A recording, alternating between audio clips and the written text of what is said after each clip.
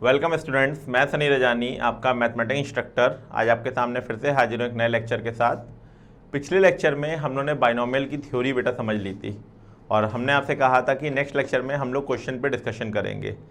Application of binomial कैसे किया जाता है, कहाँ कहाँ किया जाता है और कैसे इसको यूज़ किया जाता है प्रॉपरली क्वेश्चन में, तो वो आज हम क्वेश्चंस में सीखेंगे।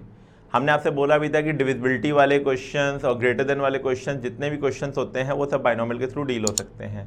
तो आज हम शुरू करते हैं अपने लेक्चर को क्वेश्चंस के साथ और समझने की कोशिश करते हैं कि जो चीज़ें हमने पढ़ी हैं उनको अप्लाई कैसे किया जाता है। तो चलिए शुरू करते हैं बेटा लेक्चर को।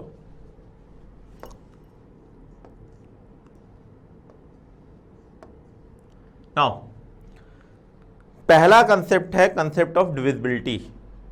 अगर कोई बहुत बड़ी पावर है और आपसे कहा गया है कि उसका रिमाइंडर बताना है, तो आप बाइनोमियल के थ्रू कैसे उसका यूज़ कर सकते हैं।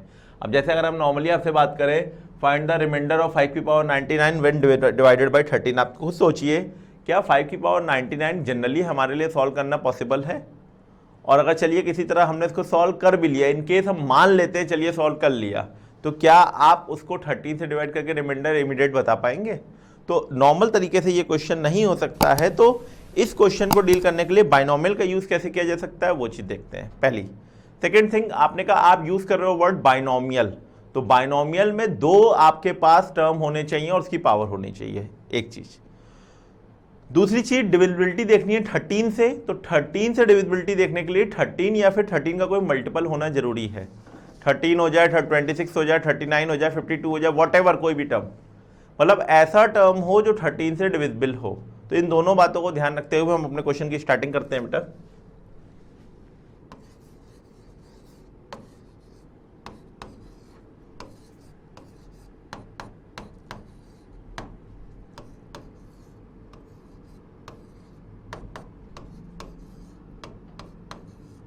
आप ध्यान से देखिए, हम ये सेटिंग क्यों अरेंज कर रहे हैं। इस स्टेप की आखिरी लाइन में आपको जाके ये बात समझ में आ जाएगी।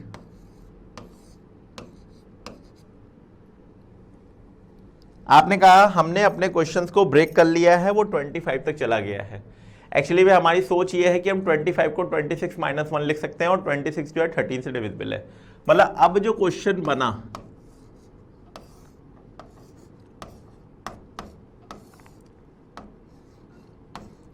आपने कहा यहां से हमारी बाइनोमियल शुरू हो गई। अब हमारे पास दो टर्म भी हैं और इन दो टर्म में एक टर्म ऐसा है जो 13 से डिविजिबल है। तो हमारी अब सोच क्या है, हम आपको वो बता देते हैं। एक्चुअली में हमारी सोच ये है कि अगर इस टर्म को हम एक्सप्लेन करते हैं, इस एक्सप्रेशन को एक्सपेंड करते हैं,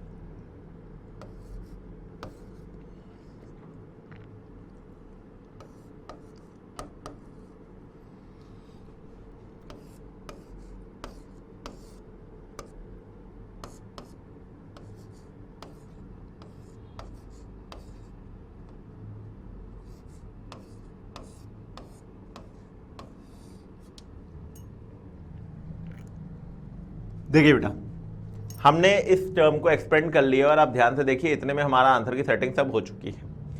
एक्चुअली में पावर 49 थी, तो टोटल नंबर ऑफ टर्म्स जो होंगे वो 50 होंगे। ध्यान समझिएगा इस चीज को। पावर 49 थी, जो टोटल नंबर ऑफ टर्म्स होंगे वो 50 होंगे। अब टोटल नंबर ऑफ टर्म्स अगर 50 होंगे तो उसका मतलब आधे पॉजिटिव होंगे और आधे नेगेटिव होंगे, क्योंकि बीच में माइनस आ रहा है। तो इस बेसिस पे हमारे पास 50 टर्म्स में बेटा आधे पॉजिटिव आधे नेगेटिव, तो ऑल्टरनेट पॉजिटिव नेगेटिव चलता है। तो जो लास्ट वाला टर्म होगा वो पॉजिटिव होगा, बाकी सब नेगेटिव होंगे। अब आप एक बात ध्यान से देखिए, 26 26 26 26, जिन जिन के पास 26 आएगा वो सारे के सारे 13 से डिविजिबल होंगे, और जिसके पास नहीं आएगा ये जो टर्म होगा यही हमारा रिमाइंडर की तरह काम करेगा। तो NCN यानी 26 26 की वैल्यू 1 होती है, 26 की पावर 0 भी 1 हो जाएगा। यानी आपने कहा ये जितने टर्म लिखे हैं इन सब में 26 कॉमन, और अंदर जो भी बचा वो this is called multiple of 26। मतलब कहने का ये है बेटा, ये अंदर जो भी बचेगा उसको अगर हम k मान लें या कुछ मान लें और इस 1 को अलग कर दें, तो 5 टाइम्स 26k प्लस 1। तो आप खुद सोचिए ये जो टर्म होगा ये हमारा डिविजिबल होगा 13 से। तो जो रिमाइंडर बचा दैट इज 5। भाई वैसे तो रिमाइंडर 1 है मगर बाहर 5 है तो मल्टीप्लाई होगा, तो एक्चुअल रिमाइंडर जो होगा वो आपका 5 हो जाएगा। तो जो क्वेश्चन की सोच है हमारी वो सिर्फ इतनी सी है कि जो भी क्वेश्चन आपको दिया जाएगा और जिस नंबर से आपको डिविजिबिलिटी निकालनी है, तो आपको पहला काम क्या करना होगा, उस नंबर के साथ डिविजिबिलिटी को एडजस्ट करना होगा। यानी कि अगर आपको 13 दे रखा था तो 13 का कोई भी मल्टीपल उसमें आपके पास आना चाहिए, पहली चीज़। दूसरी चीज़, बाइनोमियल का टर्म बनना चाहिए। बाइनोमियल मतलब 2 टर्म बनने चाहिए, चाहे वो प्लस में बने चाहे वो माइनस में बने।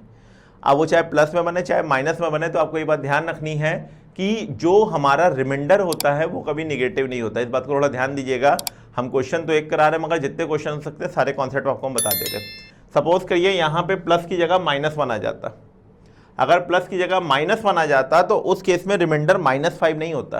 बिकॉज आपको याद होगा 10th क्लास में आपने यूक्लिड लीमा पढ़ी थी, तो उसमें आपको सिखाया गया था कि रिमाइंडर या तो 0 होता है या फिर n-1 के बीच में होता है। मतलब अगर कोई n नंबर है तो उसका रिमाइंडर या तो 0 होगा या फिर n-1 के बीच में होगा। रिमाइंडर कभी भी निगेटिव नहीं हो सकता। तो सपोज करिए यहाँ पे -1 होता, सपोज करिए, तो हमारे हिसाब से एक्चुअल रिमाइंडर -5 आ जाता। तो अगर एक्चुअल रिमाइंडर -5 आ जाता तो आपने कहा उसको पॉजिटिव कैसे बनाते, तो हमने कहा डिवाइड किससे करना है, तो आपने कहा 13 से। आपने कहा रिमाइंडर कितना आ रहा है -5, तो आपको बस क्या करना होता है, उस -5 को 13 में ऐड करके रिमाइंडर 8 बोल देना होता है। तो जिस भी क्वेश्चन में अगर रिमाइंडर नेगेटिव जाएगा तो आप ये ध्यान रखिएगा कि जिस क्वेश्चन से जिस नंबर से आपको उसको डिवाइड करना है उस नंबर से आप उसको ऐड कर देंगे, तो जो एक्चुअल रिमाइंडर होगा पॉजिटिव वाला वो निकल के आ जाएगा। तो इस बात को ध्यान रखिएगा। हो सकता है आपको कुछ क्वेश्चंस में ये मिले, और स्कूल के पॉइंट ऑफ व्यू से ये क्वेश्चन ज़्यादा इंपॉर्टेंट होता है कि आपको रिमाइंडर नेगेटिव आ जाएगा, और ऑब्जेक्टिव में तो आपको नेगेटिव रिमाइंडर का ऑप्शन भी दिया जाएगा, और क्योंकि रिमाइंडर नेगेटिव हो नहीं सकता तो कॉन्सेप्चुअली वो गलत हो जाएगा आपका। तो बेटा इस वाले टाइप के क्वेश्चन जो होंगे वो इससे किए जाएंगे। अब दूसरी कैटेगरी पे बढ़ते हैं आगे बेटा। That is a concept of greater और लेसर। मतलब हमको ये टर्म दिया हुआ है, हमसे पूछा है इनमें से कौन ग्रेटर होगा। तो आपने कहा भाई देखिए अभी वही बात है कि बाइनोमियल दिखाओ तो कुछ काम बने, तो अब हम आपको बता पाएं कि कौन बड़ा और कौन छोटा। तो आपने कहा क्वेश्चन जो हमको दिया गया है 1.1, तो हमने उस चीज को ऐसे लिख लिया है। 2 ही स्टेप का क्वेश्चन बेटा। आपने कहा अब ठीक है 1 + 0.1, इसको हम एक्सपेंड करते हैं और हम जानते हैं 1 एक ऐसा नंबर होता है जिसकी पावर कुछ भी करेंगे तो 1 ही आएगा। तो आपने कहा उस सेक्शन के लिए अब हम इसको एक्सपेंड करने जा रहे हैं। तो जो पहला टर्म लिखेंगे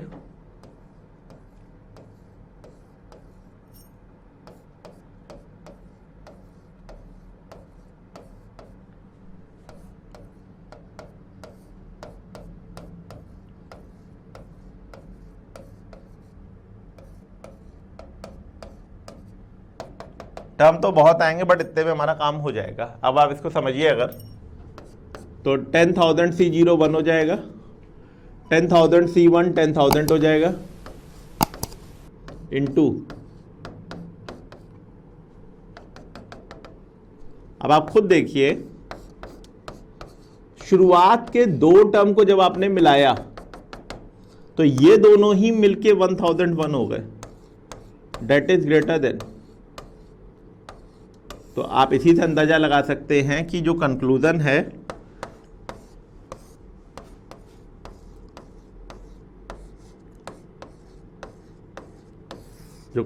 आपका वो ये हो गया कि 1.1 की पावर जो 10,000 होगी डेफिनेटली वो 1000 से बड़ी होगी। तो इसको ध्यान रखिएगा, और इस टाइप के जितने भी क्वेश्चन आपको मिले कि कैसे करने हैं, आप पता लगे ये ना हो कि आप कहें 1 को हम जिसको 10,000 मल्टीप्लाई कर पाएंगे, तो ऑब्वियस सी बात है वो चीज़ प्रैक्टिकली पॉसिबल नहीं है। तो अगर वो पॉसिबल नहीं है तो बाइनोमियल के थ्रू कैसे इसको सोचना होता है वो चीज़ आपके सामने है, आप इस तरीके से इसको सिंप्लीफाई कर सकते हैं। तीसरी कैटेगरी पे आते हैं बेटा क्वेश्चन की। ये वाला टाइप सबसे ज़्यादा इंपॉर्टेंट है, इसको ध्यान रखिएगा। जितना भी कैटेगरी अभी तक आपने पढ़ी है, इस वाले टाइप के क्वेश्चन सबसे इंपॉर्टेंट है। आपको याद होगा वैसे इस टाइप का क्वेश्चन हमने लास्ट टाइम पे भी किया था और इसमें हमने एक प्रैक्टिकली फॉर्मूला भी सीखा था कि फ्रॉम द एंड अगर हमको निकालना होता है तो फ्रॉम द एंड कैसे निकाला जाता है। वैसे अगर आपसे कहा जाए, आप सोच के देखिए कि पावर 6 लगी है, टोटल नंबर ऑफ टर्म 7 होंगे, तो अगर टोटल नंबर ऑफ टर्म 7 होंगे, हमसे पूछा फिफ्थ फ्रॉम द एंड। आप खुद सोचिए कि अगर 7 टर्म है और आपको फिफ्थ फ्रॉम द एंड निकालना है तो आप जनरल काउंटिंग से भी निकाल सकते हैं, बट हम लोगों ने ये फॉर्मूला सीखा था कि term from end is equal to n minus k plus 2 term from beginning.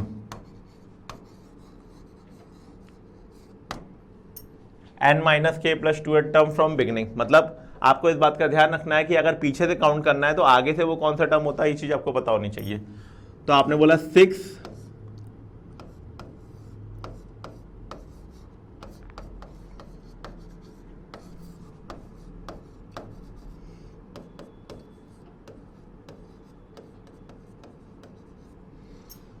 आपने कहा third term from the beginning आ गया। आप जनरल काउंटिंग से भी देख सकते हैं, अगर हम आपको सिंपली ऐसे काउंटिंग करा दे 1 2 3 4 5 6 7 1 2 3 4 5, आपको देखिए जो फिफ्थ टर्म पे आ रहा है वो थर्ड टर्म ही आ रहा है। चाहे आप ऐसे निकालिए चाहे आप सिंपल काउंटिंग से निकाल लीजिए, ये आपके ऊपर डिपेंड करता है। तो आपने कहा ठीक है चलिए भाई हमको अब थर्ड टर्म निकालना है फ्रॉम द बिगनिंग, तो आपने कहा थर्ड टर्म का मतलब ये हो गया, और जैसा फॉर्मूला हम लोगों ने जनरल टर्म का सीखा था बस उसको अप्लाई करना है बेटा। तो x के प्लेस पे x क्यूब बाई 2 है और a के प्लेस पे -2 बाई a स्क्वायर है। तो आपने कहा फॉर्मूले के हिसाब से अगर बात करें तो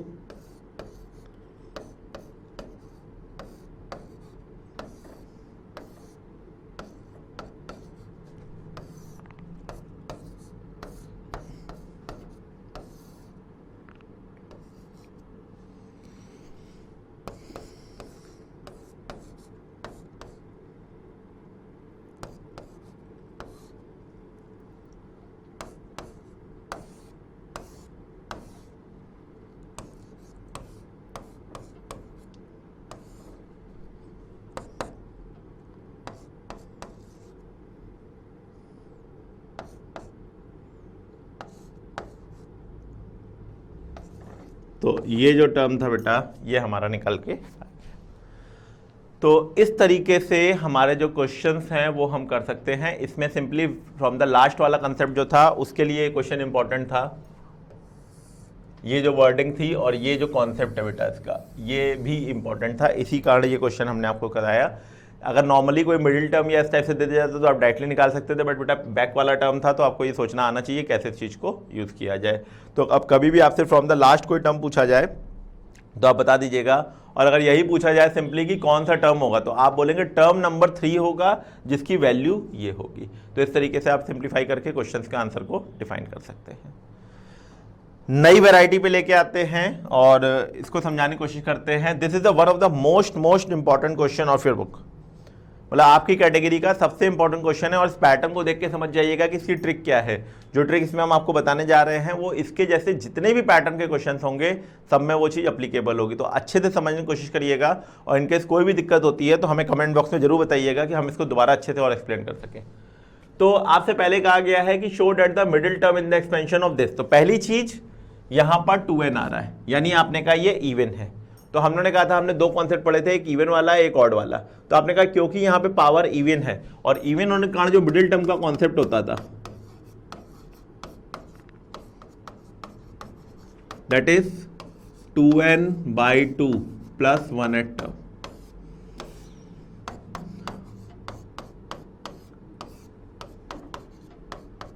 to n by two plus 1th term.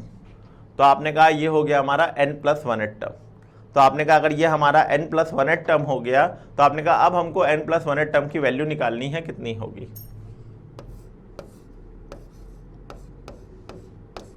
आपने कहा अब जो हमारा पुराना कॉन्सेप्ट था फॉर्मूले वाला उसका यूज कर लेते हैं। जब हमको n+1 ही बोलना है तो t ऑफ n+1 यानी आपने कहा जहां जहां r होगा वहां वहां n आ जाएगा। तो आपने कहा उस हिसाब से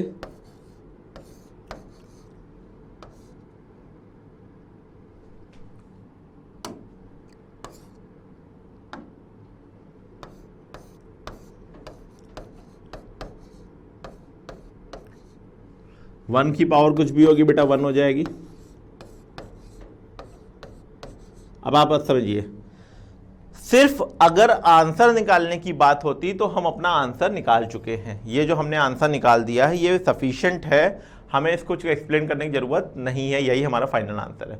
बट उसने हमको प्रूविंग दी है, हमको अब इस प्रूविंग को डिफाइन करना है कि ये जो आंसर हमने निकाला है ये आंसर और जो आपने आंसर हमको दिया है ये दोनों सेम आंसर है। अब इस चीज को वहां तक कैसे पहुंचाना है यही स्टेप सबसे इंपॉर्टेंट है, और उम्मीद करते हैं कि मतलब ये वाला कॉन्सेप्ट डेफिनेटली आप लोग के पेपर में पूछा ही जाएगा। तो ध्यान रखिएगा, हो सकता है शायद सिर्फ ये पूछ ले कि बताइए ये जो कॉन्सेप्ट है ये इसके इक्विवेलेंट होगा कि नहीं होगा। तो इस बात का ध्यान रखिएगा कैसे इस चीज को करना है। तो हम करके दिखा रहे हैं आपको पूरा कैसे करना है बेटा।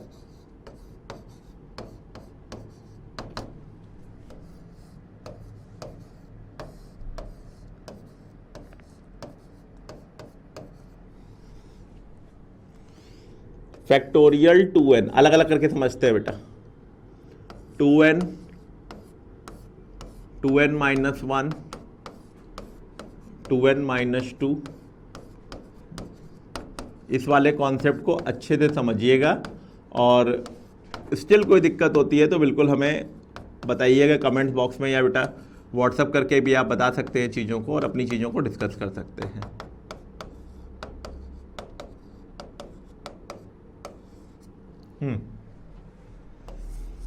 देखिए बेटा 2n 2n minus 1 2n minus 2 2n minus 3 2n minus 4 2n minus 5 and so on dash dash 1 तक। अब आपने कहा जितने भी ऑड टर्म्स हैं उनको अलग कर लो, जितने भी इवन टर्म्स हैं उनको अलग कर लो। ध्यान से पूरी बात सुनिए कैसे करना है बेटा। जितने भी ऑड टर्म्स हैं उनको अलग कर लो, जितने भी इवन टर्म्स हैं उनको अलग कर लो। तो आपने कहा चलो ये काम कर देते हैं, ऑड वाले अलग किए,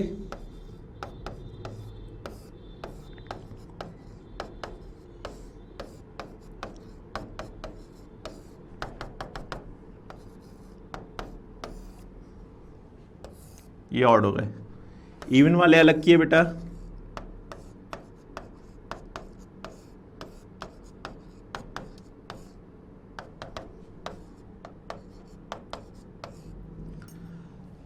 अब आप मेरी बात ध्यान से समझिए, जितने भी ऑड वाले थे वो अलग हैं, जितने भी इवन वाले थे वो अलग हैं। जितने भी इवन वाले हैं इन सब में हमने कहा एक 2 हमको दे दीजिए, जितने भी इवन वाले हैं इन सब में हमने कहा एक एक 2 हमको दे दीजिए। भाई 2 आप भी दीजिए, 2 आप भी दीजिए, 2 आप भी दीजिए, 2 आप भी दीजिए, 2 आप भी दीजिए। अब आप सोचिए अगर इसने 2 दे दिया, पहली बात जैसे 1 से लेकर 5 तक फैक्टोरियल 5 होता है और उसके 5 टर्म्स होते हैं। 1 से लेकर 6 तक मल्टीप्लाई करने में फैक्टोरियल 6 आता है, इसमें 6 टर्म्स होते हैं। 1 से लेकर 2n तक 2n टर्म्स होंगे, आधे इवन होंगे आधे ऑड होंगे। तो अगर आधे इवन होंगे और आधे ऑड होंगे तो आपने कहा ये जितने भी टर्म्स हैं ये सारे के सारे इवन टर्म्स हैं और ये n टर्म्स होंगे।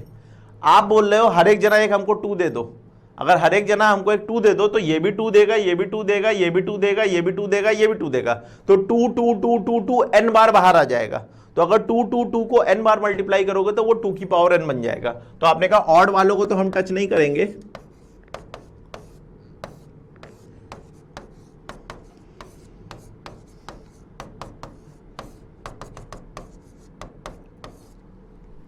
ऑड वालों को तो हम टच नहीं करेंगे, मगर इवन वालों में से अगर हमने 2 बाहर निकाला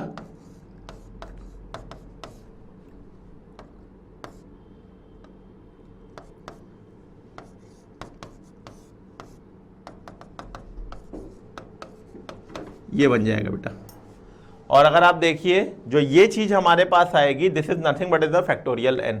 तो आपने कहा अगर ये फैक्टोरियल n है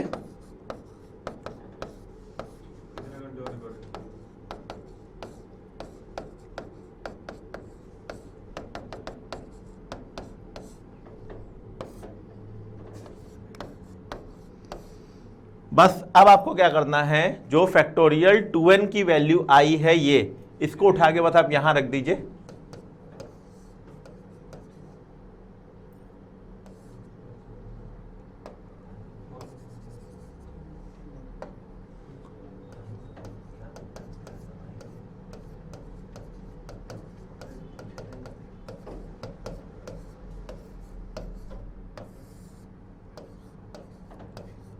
और साथ में बेटा यहां पर 2 की पावर n एक्स की पावर एन, ये और ये कैंसिल आउट और देखिए आपका आंसर मैच कर चुका है।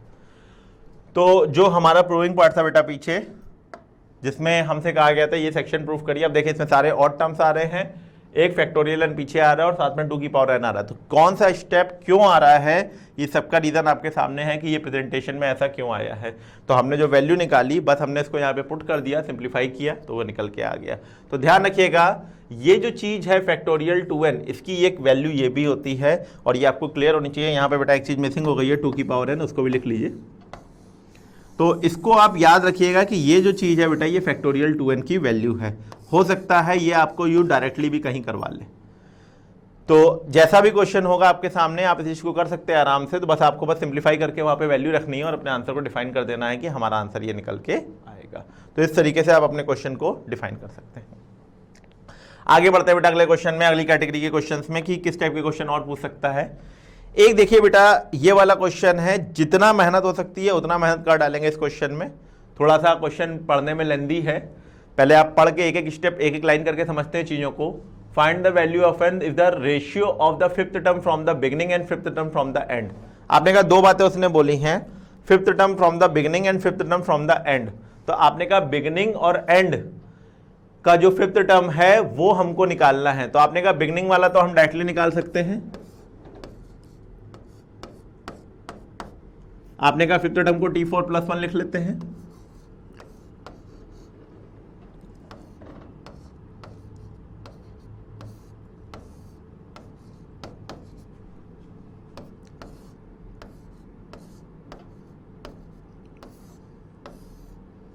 ये आ गया बेटा fifth term from the beginning.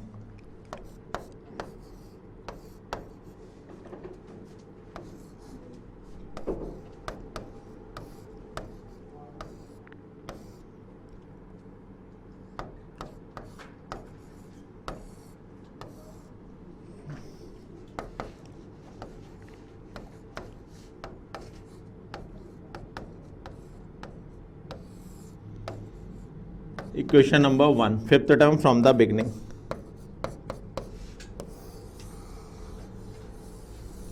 अब देखिए बेटा हमने आपको ऑलरेडी एक फॉर्मूला सिखाया है, फ्रॉम द एंड निकालने का फॉर्मूला क्या होता है। अब उसी के रिगार्डिंग एक नई चीज हम आपको सिखाते हैं, and that is the practical version of this concept. मतलब कि जरूरी नहीं है कि आप हमेशा चीज़ों को फॉर्मूला रट्टाफिकेशन से ही करें, आप अपना दिमाग लगा के भी चीज़ों को कर सकते हैं। तो वही चीज़ हम आपको सिखाने जा रहे हैं, कैसे आप अपनी चीज़ों को दिमाग लगा सकते हैं। आपने बोला फ्रॉम द एंड निकालना है। जैसे हम आपसे कहें कि सपोज करिए 100 लोगों की लाइन खड़ी है और आपसे हमने कहा कि जाइए पीछे से 5th नंबर पे जो है उसको पकड़ के लाइए। तो आप खुद प्रैक्टिकली सोच के देखिए आप उस समय क्या सोचते हैं। तो आपका सोचना ये नहीं होता है कि आप शुरू से जाएं और काउंटिंग करें, आप दौड़ते हुए सबसे पीछे जाते हैं और वहां से काउंट करते हैं कि 1 2 3 4 5, 5th पे जो भी है बाहर निकलिए, आप हमारे काम के आदमी हो। तो आपने कहा वो हमारे हिसाब से 96 नंबर होगा। तो आपने कहा इस चीज को जो आप समझा रहे हैं उसको यहाँ पे कैसे एप्लीकेशन करना है।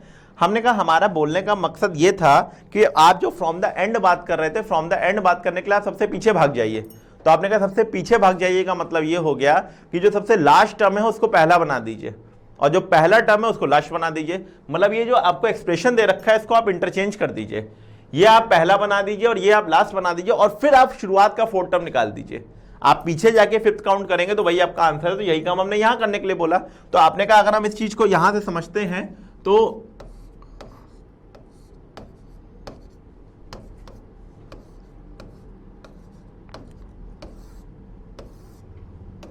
ये है, और अगर हम यहां से 4th और 5th टर्म निकालें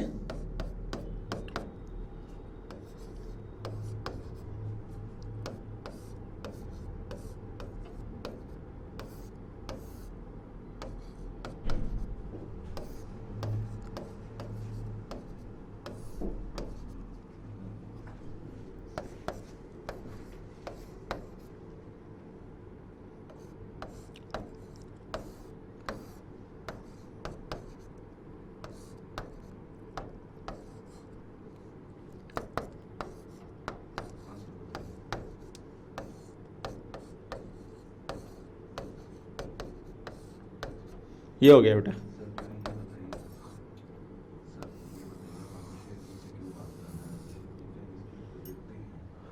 आपने कहा ये हमारा पार्ट हो गया, और अब हमसे कहा गया है इन दोनों का रेशियो √6:1 है। मतलब कहने का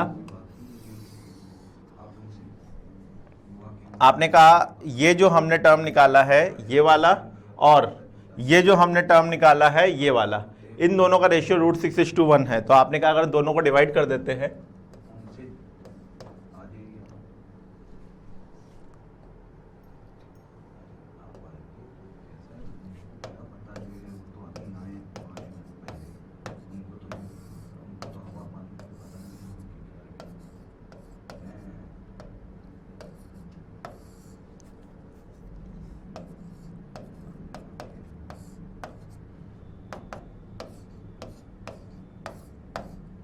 अब आपने कहा कैलकुलेशन पार्ट में ये खत्म, ये ऊपर, ये नीचे,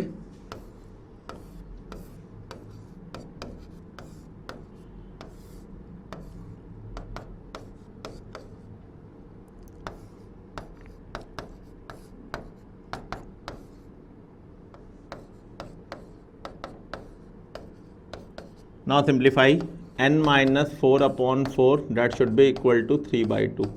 अब आपको जस्ट एक सिंप्लीफिकेशन करना है, तो आपने कहा ये हो जाएगा n-4 = 6, यानी n = 10। तो चाहे जितना टेढ़ा क्वेश्चन दे दिया जाए, बस लॉजिक समझने की बात है कि लॉजिक कैसे समझा जाता है। इसमें जो नई बात आपने सीखी वो ये थी कि अगर आपको कभी भी फ्रॉम द एंड टर्म निकालना है तो आप बस क्या करिए, फ्रॉम द एंड टर्म निकालने के लिए आप अपनी सीरीज को पलट करके आगे का टर्म मान लीजिए।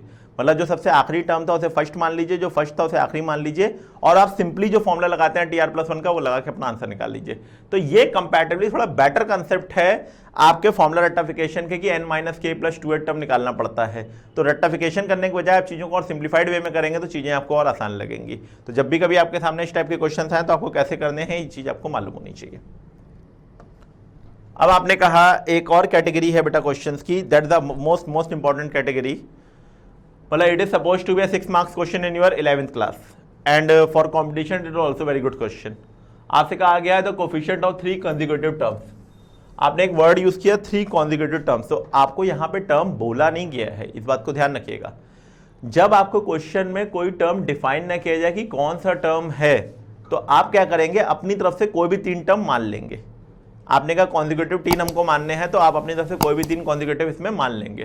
तो हमने कहा हम सपोज कर लेते हैं कि एक टर्म है TR, एक टर्म है TR+1 और एक टर्म है TR+2। ये 3 टर्म हमने सपोज कर लिए। हमसे कहा गया है इनके कोफिशिएंट का रेशियो जो है वो 1:7:42 है और हमको n की वैल्यू बतानी है। तो आपने कहा पहला काम तो जरा इस एक्सप्रेशन के हिसाब से इस टर्म को डिफाइन करते हैं कि वो वैल्यू क्या होगी। तो आपने कहा TR को अगर हम डिफाइन करते हैं तो एक्सप्रेशन वाइज आप ऐसे लिखेंगे, एक्सप्रेशन वाइज ये बेटा ऐसे लिखा जाएगा TR-1+1, और फॉर्मूले के हिसाब से इसको जब डिफाइन करेंगे,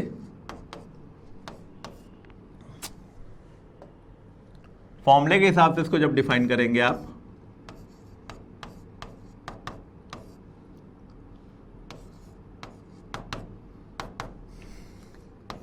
तो अल्टीमेटली ये बन जाएगा बस। तो एक में मेहनत हमने कर दी है, अब सब में नहीं करेंगे, अब सीधे सीधे लिखेंगे बेटा।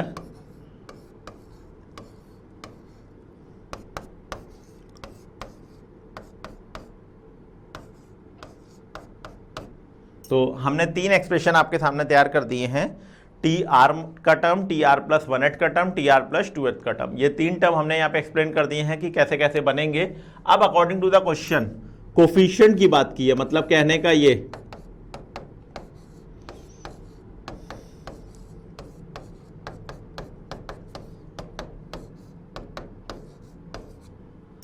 दे रखा है। अब इस क्वेश्चन में मजा ये है कि इसकी सॉल्विंग की अपनी एक टेक्निक है, आप उसी टेक्निक के थ्रू जाएंगे तो आपको क्वेश्चन करने में टाइम नहीं लगेगा। अदरवाइज अगर आप रैंडमली क्वेश्चन को सॉल्व करेंगे तो आप फंस जाएंगे। तो उस चीज़ को डिफाइन करने के लिए हम आपको पूरा वर्किंग सिखाते हैं कि कैसे इस चीज़ को डिफाइन करना है और कैसे इस चीज़ का यूज़ करना है। तो आपने कहा पहले आप पहले और दूसरे को ले लीजिए।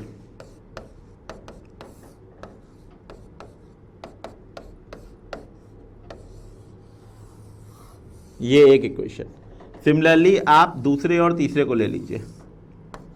एक्चुअली में अगर आपने ये मिस करके फर्स्ट और थर्ड ले लिया तो कॉम्प्लिकेशन बढ़ जाएगा, इसलिए हम आपको एक सिंपली वे बता रहे हैं कि कैसे चीज़ का यूज़ करना है। अब आपको सिंप्लीफिकेशन में एक बार इसको सॉल्व करना है, एन और आर में एक इक्वेशन बनेगी, एक बार इसको सॉल्व करना है, एन और आर में एक इक्वेशन बनेगी, और उसको सिंप्लीफाई करके अपने आंसर को डिफाइन कर देना है। ये बोलना जितना आसान है, करना उतना इजी नहीं है, तो हम आपको पूरा करके दिखा रहे हैं कैसे इस चीज का यूज करना है। तो एक्सप्रेशन वाइज अपनी बात है बेटा, n c r minus 1 divided by, अब आपने कहा इसको फैक्टोरियल से ओपन कर देते हैं,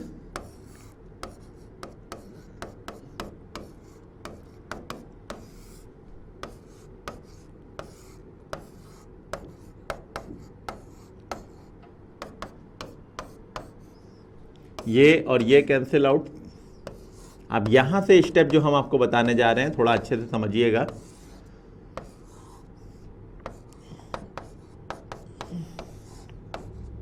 ये स्टेप इंपॉर्टेंट है बेटा।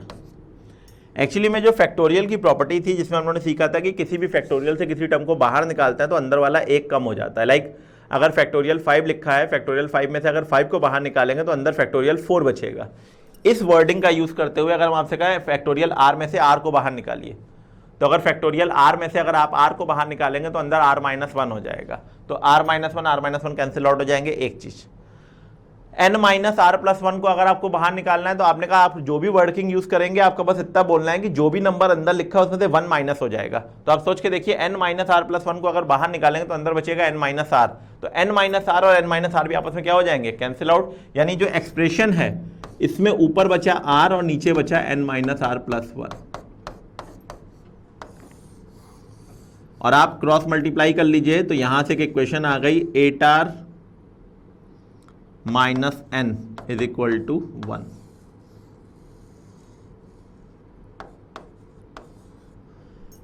मतलब पहली इक्वेशन को सिंप्लीफाई करने पर हमारे पास जो आंसर आ गया है that is 8r minus n is equal to 1। जिस तरह से आपने इसको सॉल्व किया है,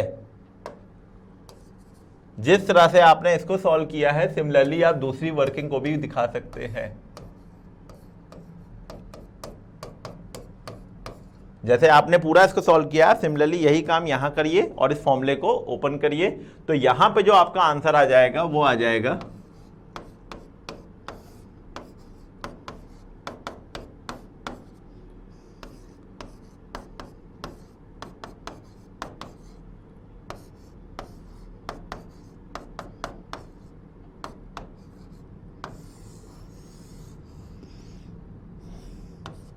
अब आपने कहा कि आपने इतनी जल्दी कैसे सॉल्व कर लिया, तो हमें कोई रटा नहीं था, हमने भी चीज़ों को सॉल्व किया दिमाग से। एक्चुअली में आप मेरे एक्सप्रेशन को ध्यान से देखिए तो आपको ये बात समझ में आएगी, इसमें और इसमें सिर्फ एक अंतर है कि जहाँ जहाँ आर है वहाँ वहाँ आर प्लस 1 हो गया है। इसमें और इसमें सिर्फ एक अंतर है, जहाँ पे आर लिखा है वहाँ पे आर प्लस 1 है, चाहे ऊपर देखिए चाहे नीचे देखिए। तो हमने इनके सोल्यूशन में भी यही काम किया कि जो हमारा आंसर आया था ये हमने इस r को रिप्लेस करके r प्लस 1 लिख दिया है, तो जो सिंप्लीफिकेशन आया वो हमारा ये था। तो ये दिमाग लगाने वाली बात होती है बेटा कि आप चीज़ों को कितनी जल्दी पकड़ पाते हैं, कितनी जल्दी कर पाते हैं, नहीं तो आप सॉल्व करके निकालेंगे तब भी आप यहीं तक पहुंचेंगे। बस आपको क्या करना है, इक्वेशन 3 और इक्वेशन 4 को सॉल्व करना है और m की वैल्यू बतानी है कितनी आ जाएगी। तो आप वो सिंप्लीफिकेशन बड़े आराम से कर सकते हैं, कोई बहुत बड़ी चीज़ भी नहीं है कि आपको इसमें सोचना पड़े। तो यहाँ से सॉल्व करेंगे तो मेरे ख्याल से r की वैल्यू 7 आएगी और n की वैल्यू 55 हो जाएगी। तो इस तरीके से अब आपसे जो भी पूछेगा आर और एन के अलावा भी अगर कुछ पूछता है तो इसके बाद आप उसको डिफाइन कर सकते हैं। तो इस तरीके से जितनी भी कैटेगरीज हमारे पास थी क्वेश्चंस की हमने आपके सामने रखी और चीज़ों को इजीली वे में करने का प्रोसेस सिखाया। कुछ बहुत सारी नई चीज़ें भी हमने आपको इसमें सिखाई हैं कि कैसे उसका यूज़ करना है। तो बाइनोमियल में अगर आपके सामने कोई भी क्वेश्चन आता है तो आपको पहली बात तो फॉर्मूले याद होने चाहिए और फॉर्मूलों का इंप्लीमेंटेशन कैसे करना चाहिए, और सबसे इंपॉर्टेंट चीज जो कैलकुलेशन पार्ट बनेगा उसे कैसे एडजस्ट करना है। That is the most important thing. Calculation part को एडजस्ट कैसे किया जाता है, तो कैलकुलेशन पार्ट को एडजस्ट करने का तरीका हमने आपको बोर्ड पर सिखाया है। तो अब इसके बाद बाइनोमियल में कुछ भी नहीं बचता है। बाइनोमियल में जितना भी वर्किंग वाला पार्ट था वो हम आपको सिखा चुके हैं। अब इसके बाद हम लोग नए लेक्चर पे कंटिन्यू करेंगे। तो नेक्स्ट लेक्चर जो भी हमारा रहेगा वो एक नया टॉपिक रहेगा और एग्जाम के पॉइंट ऑफ व्यू से जो इंपॉर्टेंट होगा वहां से हम आपका स्टार्ट करेंगे। तो नए लेक्चर पे फिर से एक बार आपके साथ मुलाकात करते हैं और आज के लेक्चर पे जो भी दिक्कत रही हो या जो भी कंफ्यूजन रही हो, आप हमारे नंबर पे व्हाट्सएप कर सकते हैं या फिर हमारे मटेरियल के लिए वेबसाइट पे विजिट कर सकते हैं। तो फिलहाल आज के लिए थैंक यू वेरी मच। नए लेक्चर पे फिर से आपसे मुलाकात करते हैं।